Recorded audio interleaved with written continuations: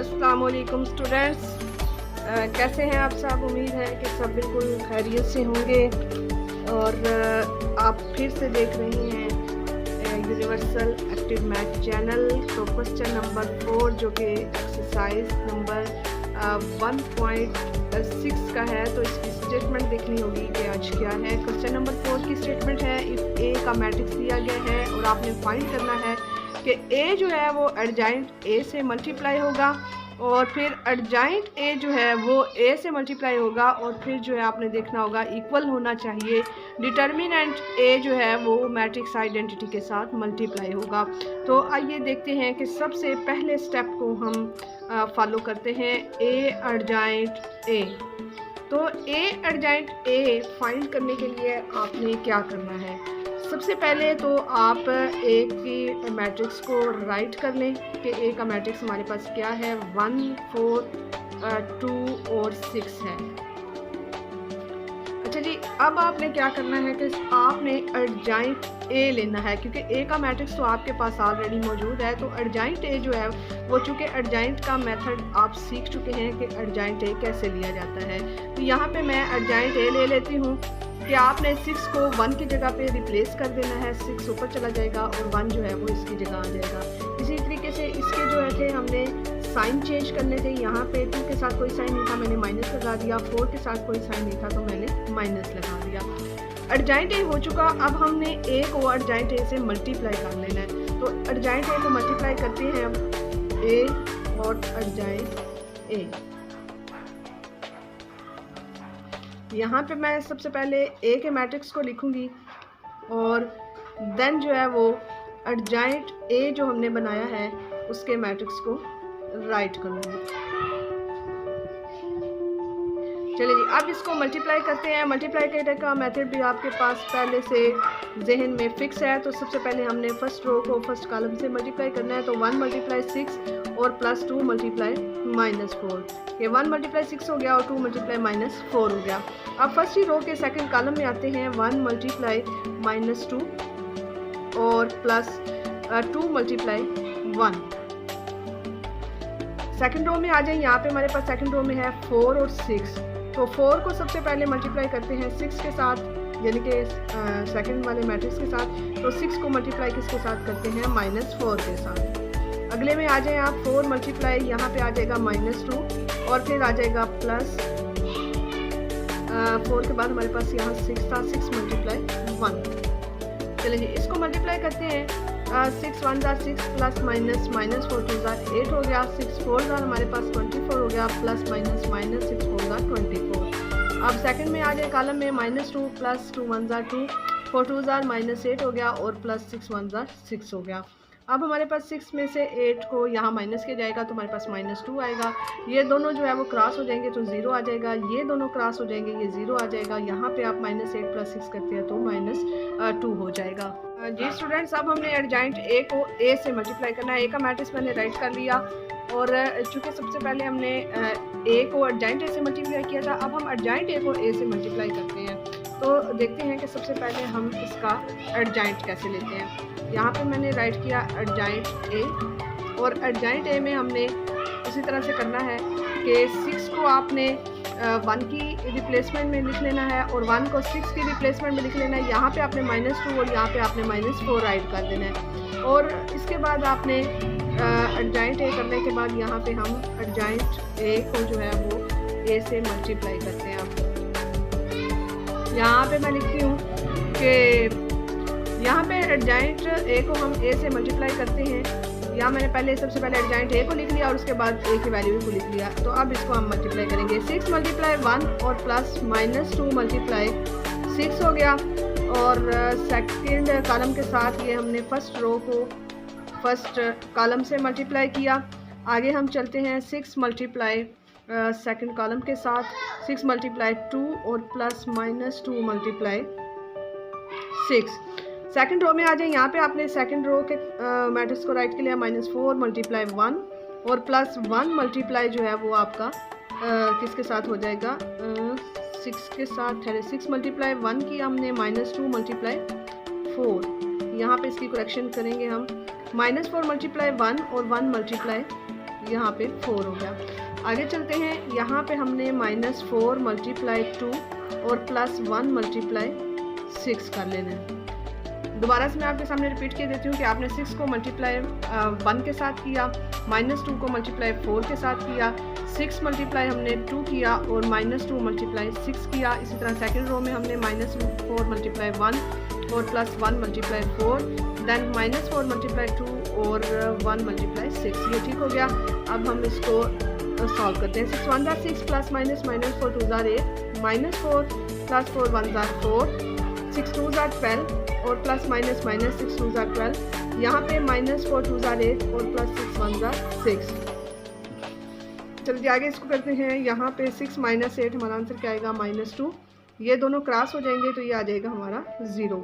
यहाँ पे ये दोनों क्रॉस होंगे तो 0 होगा और -8 + 6 जो है वो यहाँ पे -2 होगा। चलिए यहाँ पे हमने देखना ये है कि पहले स्टेप में जो हमने किया था ये मैं आपको दिखाती हूँ।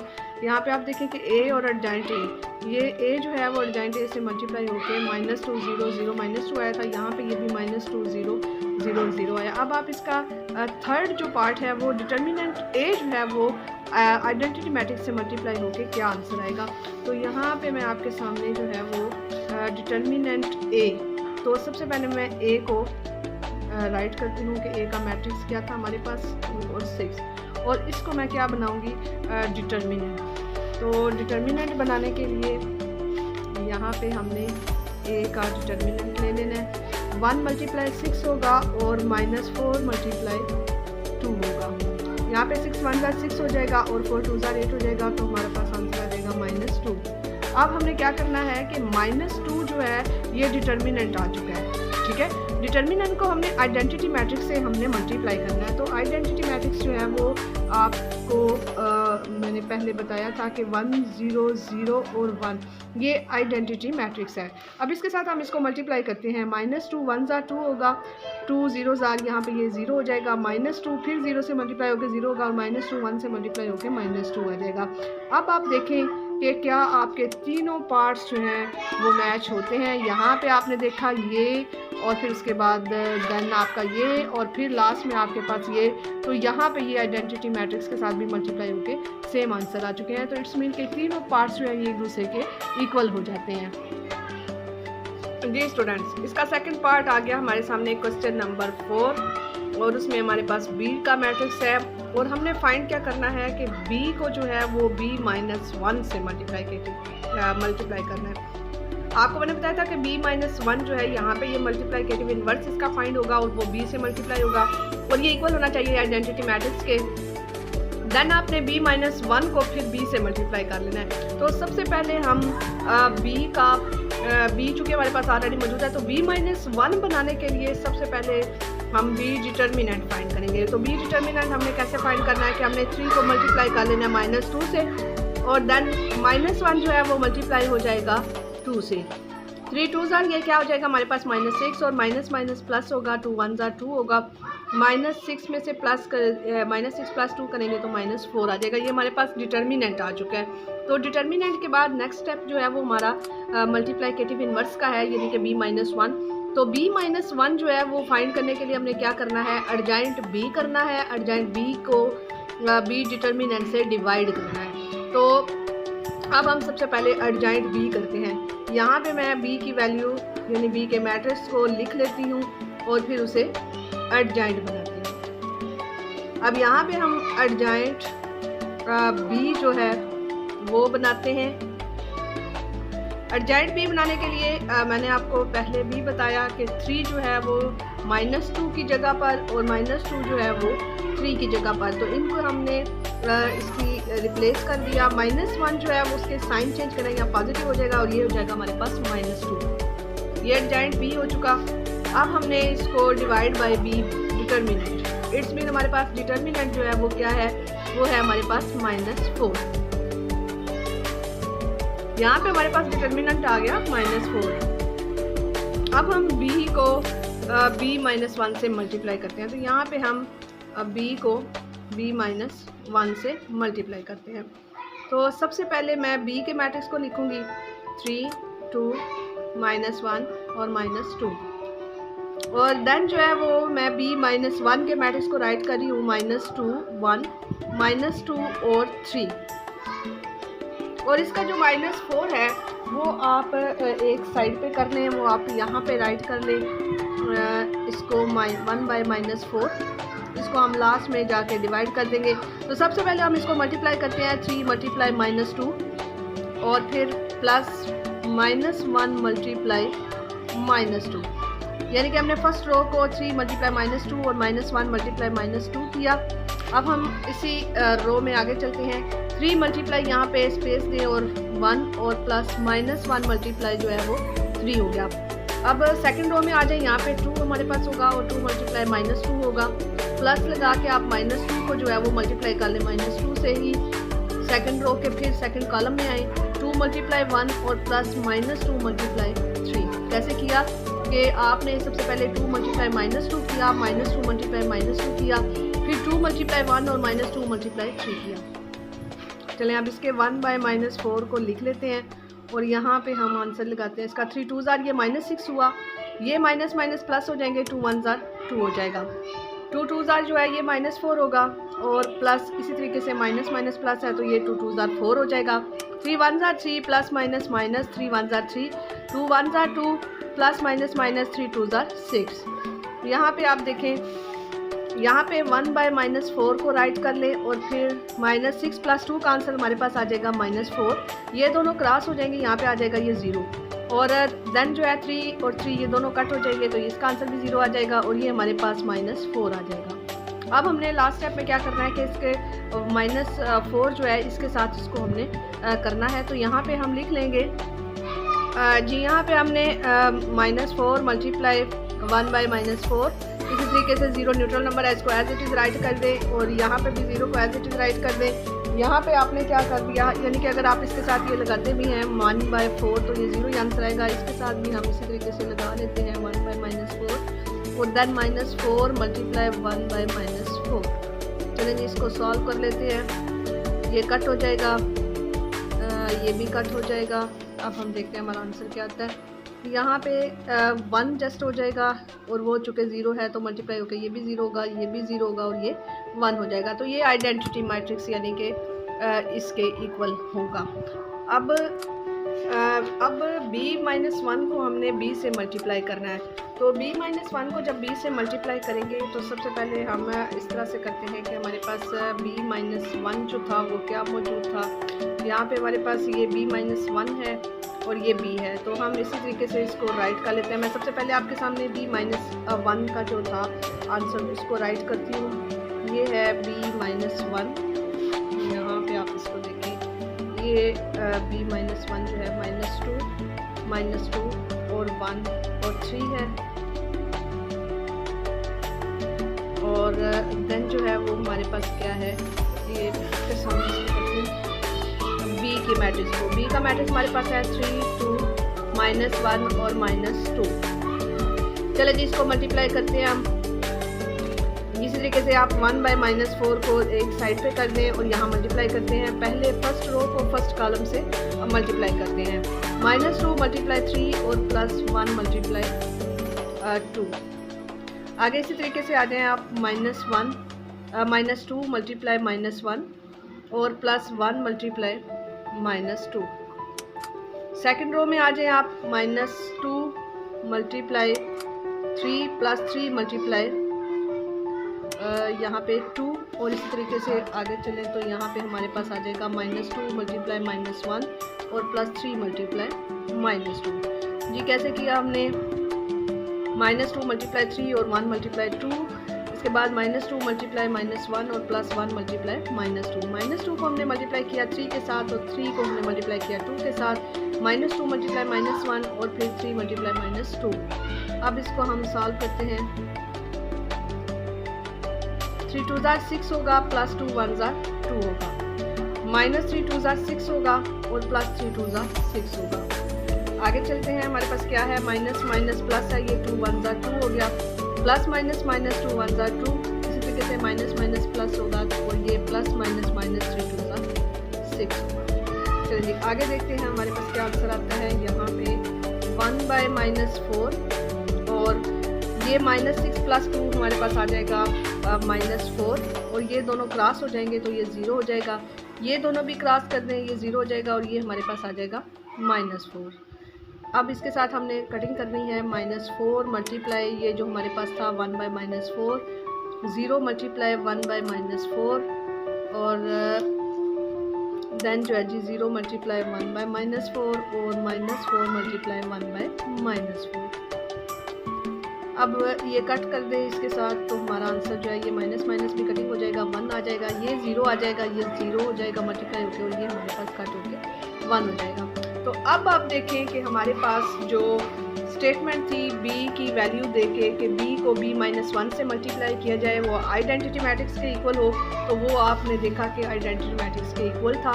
उसके बाद आपने देखा कि b-1 को जब b से मल्टीप्लाई आपने किया, ये है b-1, और इसको जब हमने b से मल्टीप्लाई किया तो वो भी एक दूसरे के इक्वल है। तो इट्स मीन हम राइट कर देते हैं कि हमारे पास b और b-1 ये इक्वल थे आइडेंटिटी मैट्रिक्स के, और ये इक्वल था b-1 b के। तो यहाँ पे हमारा क्वेश्चन नंबर क्या था, ये हमारे पास क्वेश्चन नंबर 4। तो क्वेश्चन नंबर 4 का फर्स्ट पार्ट और सेकंड पार्ट जो है ये भी कंप्लीट हो गया।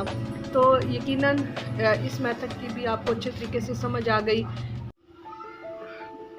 जी व्यूअर्स, क्वेश्चन नंबर 5 जो है वो देखते हैं क्या है कि determinant whether the given matrices are multiplicative inverse of each other. ये एक्सरसाइज नंबर 1.5 का क्वेश्चन नंबर 5 है। तो इसमें क्या करना है कि हमें चेक करना है कि क्या ये दोनों जो है वो इनकी मल्टीप्लिकेटिव जब इनको किया जाएगा तो क्या ये इनवर्स ऑफ ईच अदर है। तो इनवर्स ऑफ ईच अदर ये इस तरह से होंगे कि अगर इनको हम मल्टीप्लाई करने से आंसर जो है अगर 1001 के आएगा तो ये देन जो है ये मल्टीप्लिकेटिव इनवर्स होगा। तो सबसे पहले हम इसको मल्टीप्लाई करके देखते हैं दोनों को। यहाँ पे हम लिख लेते हैं